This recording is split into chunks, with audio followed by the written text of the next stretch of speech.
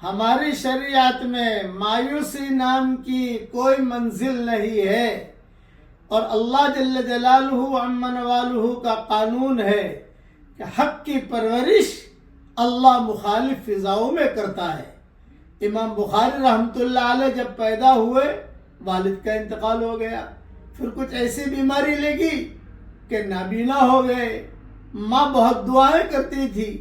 ایک مرتبہ رات کو خواب میں ماں نے دیکھا حضرت ابراہیم علیہ السلام کہہ رہے ہیں کہ اے محمد ابن اسماعیل کی والدہ، امام بخاری کا نام جو تھا محمد ابن اسماعیل تھا، اے محمد ابن اسماعیل کی والدہ، تیرے بیٹے کو اللہ تعالیٰ نے آنکھیں دے دی اور آنکھوں کی روشنی آ گئی۔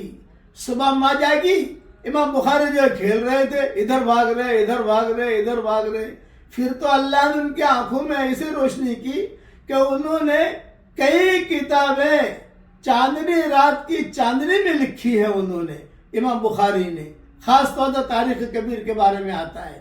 اس لیے مایوسی نام کی کوئی منزل نہیں ہے، اور ماں باپ کی دعائیں لیتے رہیے۔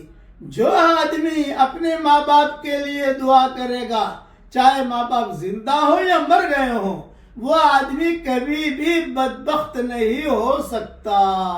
بس ساری دلیلیں قرآن کی حدیث کی پہلے بیان کر چکا ہوں۔ اللہ تعالی ہم سب کو ماں باپ کی قدر کرنے کی توفیق عطا فرمائے۔